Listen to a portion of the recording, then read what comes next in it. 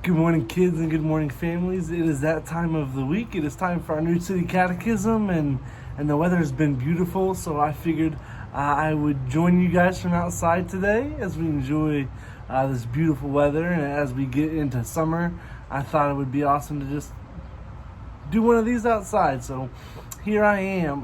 This week, we are in question 24 for our New City Catechism.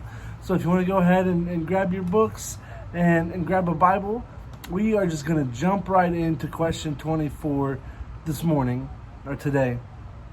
And as we've talked last couple weeks, we've talked about Jesus, and we've talked about how he was fully God and fully human. We talked about why he had to be fully human, and then last week we had to talk about why he had to be fully God. And today we're going to look at this idea of why did he have to die? Of all the things, why did he have to die?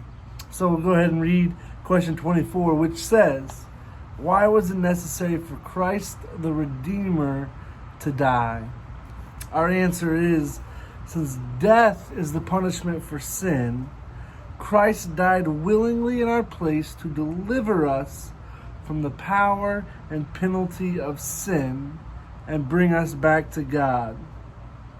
By his substitutionary, atoning death, he alone redeems us from hell and gains for us forgiveness of sin, righteousness, and everlasting life. So, as we've talked about, the consequence for our sin and our sinful actions, the consequence for rejecting God and who he is, there's consequences for that. And as we've seen, the consequences are death. It's a punishment that is just terrible. And so the only way for that to be fulfilled by someone else on our behalf was the penalty of death. The outright rejection of God, the penalty of that we see on the cross when Jesus gave his life willingly for you and for me.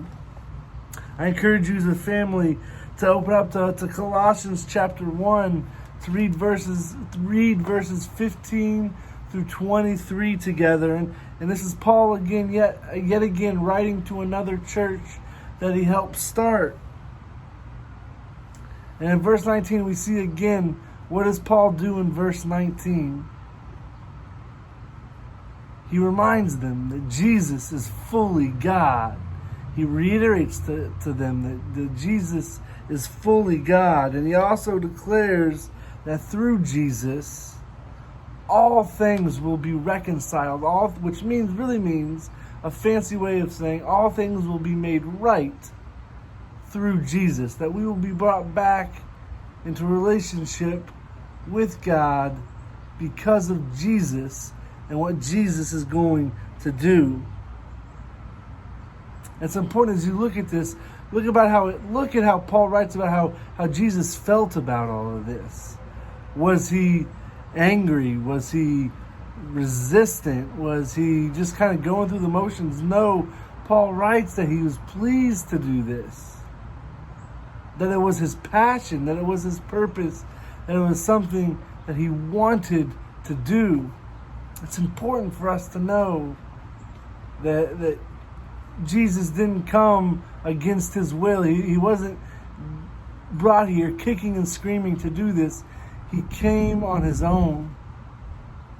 We think about the sacrifice and what God did, sending his son. I asked the question, do you think that God was obligated to send us Jesus to sacrifice his life for our sin? Do you think God was obligated and required to do that? The answer is no. It wasn't an obligation. It wasn't something he had to do. He did it willingly. He did it out of his love for you, his love for me. He came because he wanted to.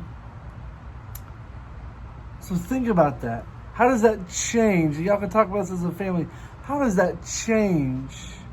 Or does that change at all? How you view Jesus? Does it change the way you view his sacrifice and what he did on the cross?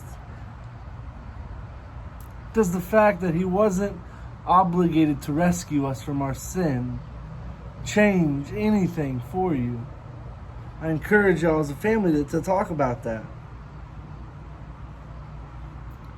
But then it's important for us to remember that the only way out of our sin, the only way out of the consequences for our sin is through Jesus. The only way to escape the punishment for our sin is through Christ. He came and he redeemed us. You see, the sin that you and I commit on a daily basis, it requires a human sacrifice, and that's what Jesus was on the cross. You see, in verse 20, Paul says that Jesus achieved peace between humans and God. We had been separated.